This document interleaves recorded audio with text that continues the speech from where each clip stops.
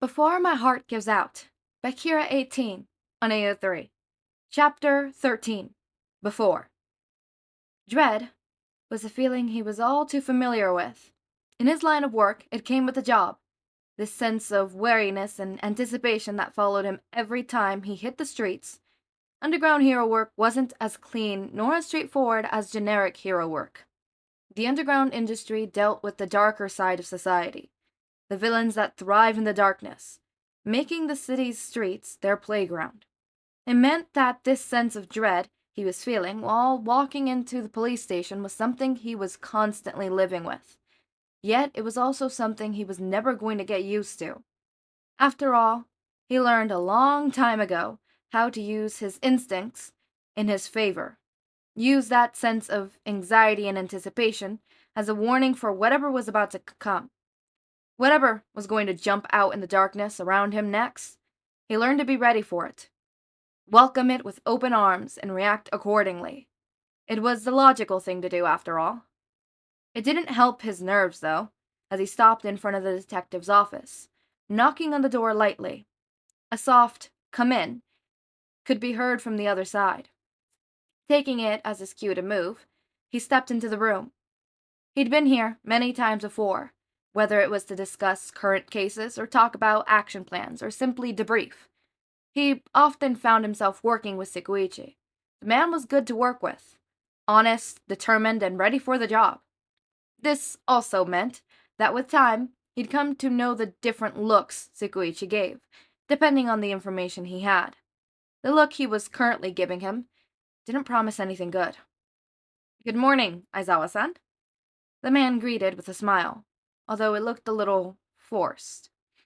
"I'm glad you got my message." "Yeah, well, you didn't give me a lot to go on," he murmured slowly, knowing the man knew him well enough to know he didn't like being kept in the dark. "I apologize, I just thought it was better if we spoke about this face to face," the man replied without skipping a beat, his hands moving in a gesture for Aizawa to sit down, himself taking a seat across from him. "So, you found his file?"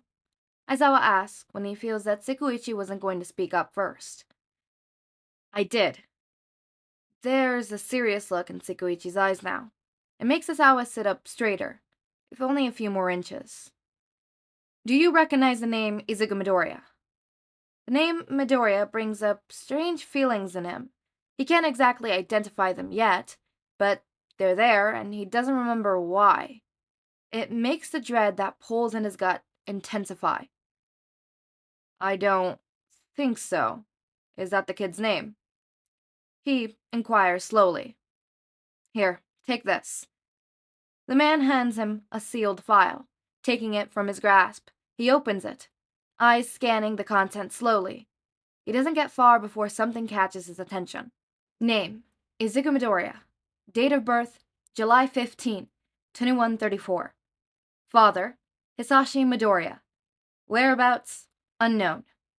Mother: Inko Midoriya. Deceased. The name strikes a chord within him. Suddenly, he's brought back 4 years in the past.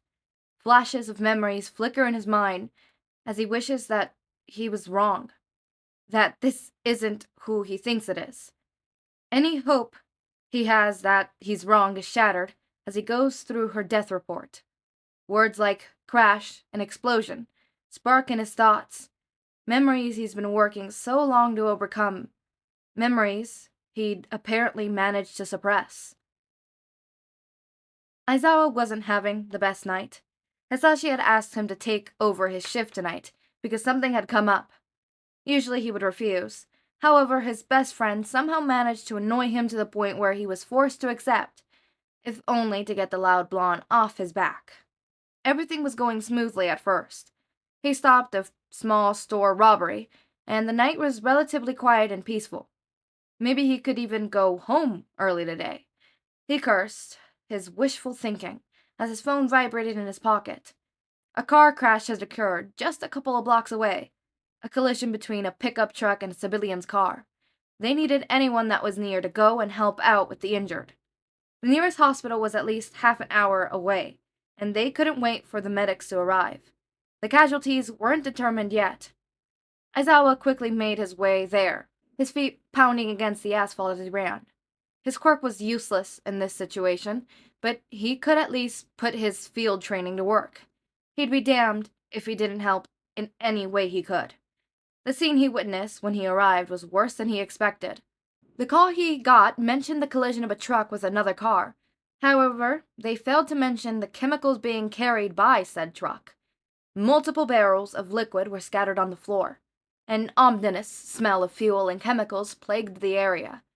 His panic only intensified as he saw the warning signs on one of the barrels. The scene in front of him looked like it came straight out of those action movies Hisashi always made them watch together. The truck was crushed in front. No amount of work could fix it now. Luckily, the driver didn't seem too banged up. He hurried to check on any major injuries, but the man seemed relatively fine, unconscious, but mostly unharmed, if not for a slight concussion. The other vehicle, however, was another matter of its own. The car in question was turned to its side, battered and crushed as if it had tumbled multiple times. One of the barrels had ended up spilling on the car, liquid seeping into it and onto the road. His heart raced as he saw the small flicker of flames that flared from the car's engine. He hoped the chemicals weren't flammable. Running towards it, he found himself, for the first time, praying, pleading with everything he had that the person inside was still alive. He climbed onto the side swiftly, hoping with all his might for them to be okay. Looking at the driver's seat, he was met with wide green eyes, staring back at him with a mix of both relief and panic. "It's okay, ma'am. Help is coming. You need to stay very still for me, okay?" He spoke in a tone he hoped came out as reassuring and calm. The last thing he needed was to cause her more panic. Promptly ignoring him, the woman struggled against her seatbelt. Her movements were frantic and urgent. Fat tears rolled down her face. The mix of both blood and tears made her look miserable. Blood oozed from a gash on her forehead. Yet she didn't seem to pay it, or the pain that she was surely feeling, any mind. She kept mumbling under her breath and straining against her seat to turn her head. Following her gaze, Aizawa's heart nearly stopped. There, in the back seat, was a small boy. He seemed no older than 10. He sat there, motionless. His head lolled to the side, blood covered his stomach and forehead. His face drenched in some kind of liquid. His stomach churned as he realized the boy was drenched in the same chemicals that had spilled on the car on impact. This was bad. This was really bad. "Izuku, baby, are you okay? Izuku, answer me!" The woman's mumbles turned into panic whimpers as she called out for her son. "Listen to me, ma'am. We're gonna get you both out. The car is high risk of catching fire. We need to move you before this happens." He watched as her eyes widened, and she struggled harder against her seatbelt. "I'm gonna get you out, and then I'm gonna help your son, okay?" No! Izuku, you need to help him first. You need to make sure he's okay." She pleaded, her tone desperate as she pleaded. "His life comes first. Please." Aizawa looked around. The fire was spreading. They needed to act before it reached the spilled chemicals. He needed to do something, and he needed to do it fast. "Please," she whispered, finally. At that moment, he could see it in her eyes. The pure and unadulterated love she held for the boy. The pain and fear of losing him, overwhelming her entire being. He could see all of it, right there, in those green-painted eyes. Nodding his head resolutely, he tried to convey his understanding. The kid clearly had the worst injuries. He needed to take care of him and get them both out before it was too late. Without further hesitation, Aizawa got to work. Tentatively, he moved towards the back seat window. The glass was cracked, but he needed it to be out of the way in order to reach the boy. He wrapped his arms in his capture weapon. He hit the window with all the strength he could muster. It took a couple of hits, but soon enough he broke into it and cleared the frame of any remnant shards. Leaning his upper body in, he reached for the kid's seatbelt. Slowly, carefully, he unplugged it, his capture weapon instantly shooting to hold the kid in place. All the while, he made sure not to move him too much. The last thing he needed was to aggravate his wounds. It took more time than he was comfortable with, but once done, getting the boy out was relatively an easy feat. Holding the boy in his arms, he quickly ran to a safe spot at the side of the road. Tearing a piece of fabric from his clothes, he wrapped it around the boy's stomach. They needed to stop the bleeding as quickly as possible. Once the boy's main injuries were somewhat tended to, he dashed to get the woman. He wasn't going to get there in time, though. He knew it. He could feel it. He remembers the exact moment the fire spread to the fuel tanks. The exact second before it all went to hell. The look in Inko Midoriya's eyes as she stared ahead, eyes focused on her son, out of the vehicle and safe.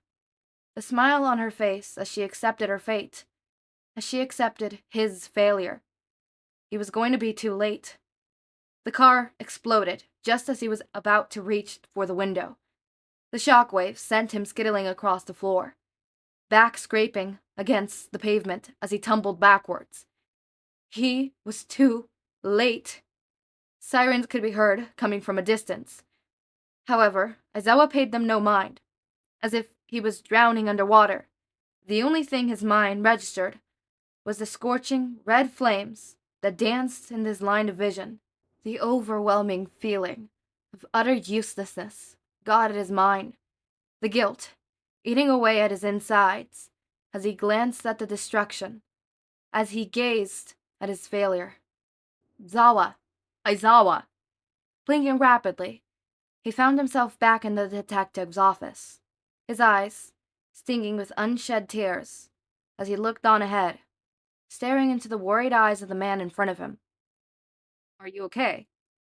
His throat felt like lead, mouth opening and closing, as if to form any kind of response but failing miserably. "It's him. It's that boy from all those years ago," he finally says, feeling the familiar dread turn into something else, something worse. "I know. You were cited as the first responder." Tsukauchi speaks quietly, as if he's afraid that if he'd raise his voice, Aizawa would break. "He's blind," is all he could bring himself to say, multiple thoughts forming a whirlwind in his mind as he tried to settle his racing heart. "It wasn't your failure." The seriousness is back now. Tsukauchi's eyes bore in his own, trying to convey his sincerity. "You did the best you could." "I know." And he does. But still, he can't help but think that, if only he had been stronger, faster, a better hero. After a moment, a thought occurred to Aizawa. "Where did the kid end up?" he asked, afraid of the answer he'd get. "He was registered at a local orphanage a few years ago. Social workers picked him up from the hospital in which he recovered directly." Was. For the second time in his life, Aizawa prays, wishes for a silver lining. Maybe the kid was adopted. Maybe he's happy now. He ran away about a year and a half ago. It's worse than he expected. The words hit him harder than he was ready for. "Do we know why?" He's barely succeeding in keeping his voice steady. He has a feeling that Tsukauchi sees right through him anyways. "The report here from his stay suggests that he was being bullied, maybe abused. We can't know for sure, though." The admission is quiet. The detective sounds defeated. Aizawa feels the guilt increase tenfold. He should have checked up on the kid himself. Should have at least dropped by, make sure he was okay, made sure he was cared for. How does a blind kid survive on the streets on his own? He asks slowly, despite the knowledge that the kid can probably take care of himself from what he'd seen today. "I don't know. However, what we do know is that the missing person report was completely overlooked. No one actually looked for the kid." "We need to find him, Tsukauchi." He hears the desperation in his own voice. He can't bring himself to care, though. He needs to find this kid. He'll make this right. At least, he'll try. "We will." Shadow was currently perched on top of a pillar of an abandoned building near the city's docks. The silent air of the night made it easy for him to focus. It was a perfect place for him to listen in. His ears picked up many different things. Mundane conversation between civilians, a dark barking, car engines rumbling on the roads. He did his best to shut it all out, willing his mind to stay focused on any weird noise. Cries for help of any kind. At first, all he could hear were a couple of shouts from what he assumed is their apartment buildings. His mind's eyes taking him further away into the dark alleys and overlooked spots. Nothing. Nothing was good. Great, even. It meant people were safe. Still, Izuku couldn't help but feel a little discouraged. He wanted something to get his mind off of the growing feeling of hunger, the emptiness that gnawed at the pit of his stomach. It had been a few days since he'd last eaten a full meal. His savings were almost non-existent, and he was trying to ration whatever he did have on medkits. He'd gotten so used to his old job that he didn't know how much longer he could survive without one. He could go back to the orphanage. However, the mere thought made his stomach churn. He wouldn't subject himself to that kind of treatment ever again. Therefore, he found himself avoiding his problems for the time being, focusing on helping anyone who needed it. Food proved to be an unavoidable thought, so he did bring a couple of dollars with him. He dropped by a grocery store on his way back, get a few snacks. He's about to drop down and start his patrol when he hears it. 2, maybe 3 women screaming for help. Zoning in on their voices, he finds their exact location. They're at the docks, surrounded by a dozen containers. Without further delay, he makes his way towards the scene. The scene he's faced with makes him feel sick. He picks up 7 heartbeats. 2 men stand a couple of feet away from the container, whispering quietly to each other, while the third drags a girl into the metal box. There were 3 girls, already tied up inside. With quiet, cat-like movements, he climbs on top of the opposite container, hanging himself in the shadows, surveying the scene. "Let us go," the girl whimpers. "Please." The man only seems to get angry at that, pushing the girl harder into the container, a satisfied laugh erupting from his throat as she falls on her knees. The anger Izuku feels intensifies. He won't let them get away with this. "Shut up," the villain shouts, making the 4 girl flinch at his words. "If you stay quiet, I'll give you some food for the trip." He offers, as if it would make anything feel better. As if he was being a kind, generous person. The girls only cower in response. One of them screams even louder. It still doesn't sit well with the kidnapper, for his next move is to raise his gun at the woman. "I gave a choice, lady. This is on you," he says while cocking it and aiming it straight for her head. The woman lowers her head, pure terror evident in her posture. Her whole body trembles in fear and anticipation. He doesn't get to shoot, his gun getting knocked out from his grip as an Esmeralda rod hits his hand.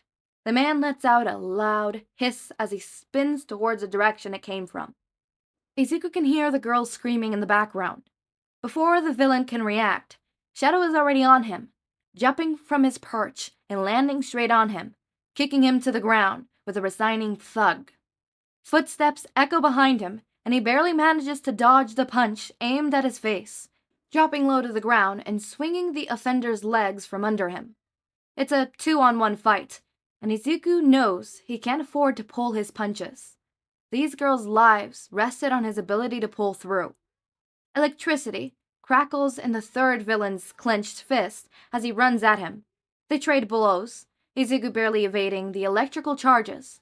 Seeing an opening, he grips the man by his forearm and flips him over his shoulder. The villain wheezes as the air gets knocked out of his lungs. He doesn't get to feel satisfied, though, for the second one is up once again, legs coming up to kick him into the container behind him. The metal groans with the force. It feels like he'd been hit by a car, bile rising in his throat by the sheer force. A strength-type quirk, probably. Suppressing the pain, he catches the next kick that's aimed at his side, pulling the man towards him and jabbing him right in the kneecaps. The sickening crunch that follows rings in his ears, but he ignores it. Sometimes playing dirty was the only way to survive. The man drops to the ground with a howl of pain. Curses spew from his clenched teeth. Surveying the field, Izuku spots his Esmeralda rod and picks it up. He's about to drop it back onto his holster when he hears it. The man with electricity quirk was standing back up.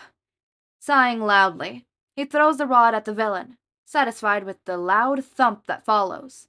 The man finally falling unconscious, body slumping on the ground in a motionless heap. 2 unconscious, 1 incapacitated. He won. Finally, regaining some resemblance of calm, he turns to face the girls, tentatively making his way towards them, hand raised in a universal sign for I mean no harm. It's over. You're safe. He calls out, making sure to keep a safe distance away from them. He's seen too many similar cases in the past 2 years. It never ceased to disturb him.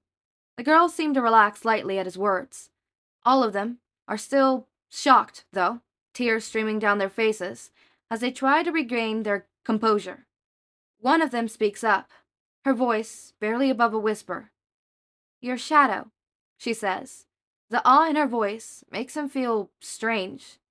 He decides to ignore it, opting to hand her his burner phone.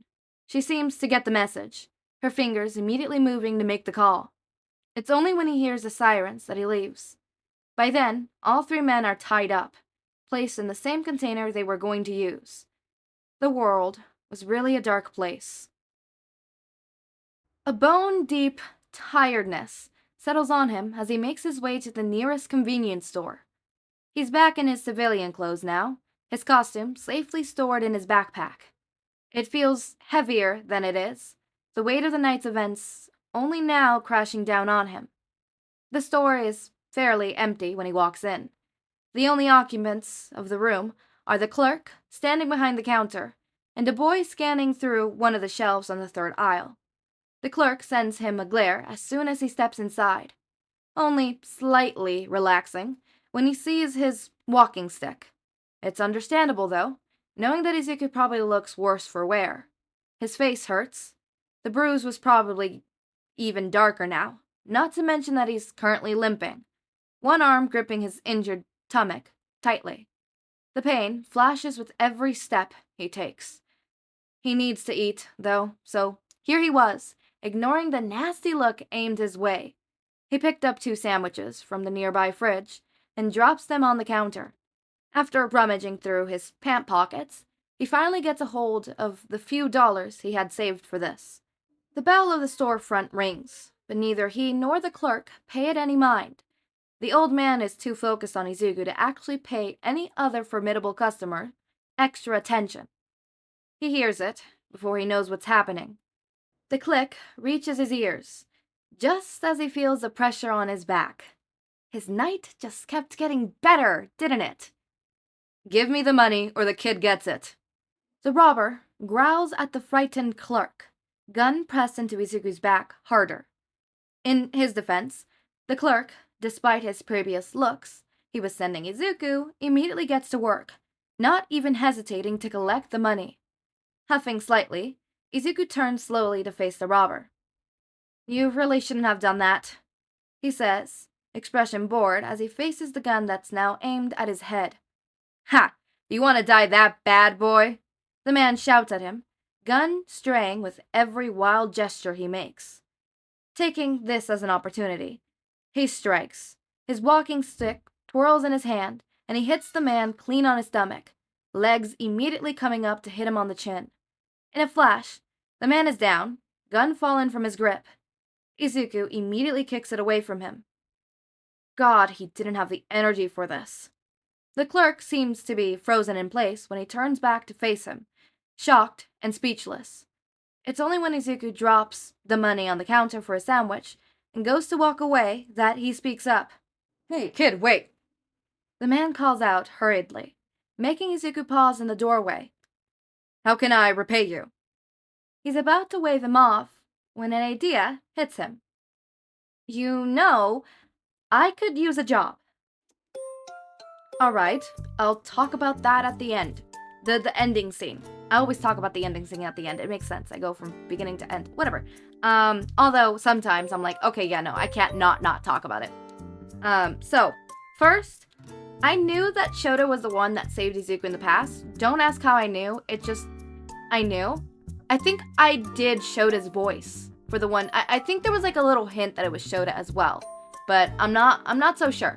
So I kind of knew it wasn't like a big shock and whatever. For those who it was a big shock, hi, welcome. You now know. Welcome to the club. I don't know if it's because the author, Kira18, wrote something about it that made me think, oh, okay, so that's Shota, or I just had a gut feeling. I don't know which one of the two is it. Somebody in the comments correct me, please, and thank you. I have shitty memory sometimes. I have a suspicion feeling that Shota's gonna be like, alright, I need to make sure this kid's okay. Be like, oh, this kid is living in a motherfucking, warehouse kind of thing. And he's like, or a storage unit, or whatever it is. And, he's like, you know what, let me adopt you. You could live in my place. You'll have food, whatever, Yeah, I gotta stop saying, Izuku being hungry hurts my heart. I mean, like, personally, I've never felt hunger. Yeah, no. Well, actually, no, I haven't felt hunger. But, then again, I don't think we should be going with me with food habits and eating habits and hunger habits, because let's be honest, it's not a good thing that I can't feel hunger. I could go 2 days without feeling hungry. Yeah, no, that's not a good thing, nor something to brag about. But, my heart hurts for him, because, like, he's hungry, he's doing all this thing, which, by the way, is probably taking away some of his energy, meaning he needs food to rejuvenate, and sure, a human body can go 2 months without eating food without, dying, but doesn't mean that a human body should do that. Just because you can doesn't mean you should, right? Just because you can doesn't mean you should. I also love the little scene. I imagined the little scene of, like, the electricity user, like, getting up to fight again, and Izuku just, like, grabbing his Esmeralda rod, and then throwing it, and then it hits the dude, and then the dude falls, and then, Izuku just walks up and grabs it. Like, imagine how badass that looks. Okay, let's talk about the end. Izuku got a job, right? Or at least I hope Izuku gets a job, right? If Izuku does get the job, right, then things are looking up. And you might be thinking, oh yay, things are looking up, things are getting better. I'm scared, because so far, all the chapters have been spelling the calm before the storm. And this seems, I was like, okay, we already got a little bit of a stormy, right? We got a little bit of rain, right? We got a little bit of hardships, right? With the USJ, the sports festival thing, him getting, like, literally fucking thing, him getting hit in the shoulder by Stain. I literally couldn't say it. Him basically having a job and having to, freaking starve himself. All of that piling up, and then we're finally getting the calm now, right? We're at the eye of the storm. We still need to go through the rest of the storm. It's like a hurricane. You have to go through the hardships. Nice, clear path. Hardships again to, clear paths forever. And, well, not forever, but for a while. And I'm scared. If you're not scared, I'm scared. Also, I haven't cried in a while. I'm scared. I am petrified. I haven't cried. And it wasn't like last one where, like, I kind of wanted to cry, but I wasn't crying. And it just, like, it made me emotional, but I didn't cry. This one hasn't made me emotional. This one made me think, okay, Izuku is getting better. What's about to go down? I'm scared. As always, my raindrops, make sure to eat, sleep, drink water, take your meds. Before I forget. Oh my god, I was about to forget. I have a second YouTube channel. You heard that, a second YouTube channel. I'm probably gonna make a community post, and this is probably gonna be the only I'll mention it in all the podfics I record today. But the video should be posted out right now because I posted it today as of me recording, aka yesterday. So go ahead and go check it out. It is a podcast I am starting. Well, not I am starting. My friend started with me and another one of my friends, right? It is a cool podcast of 3 individuals with 3 different backgrounds and 3 different things.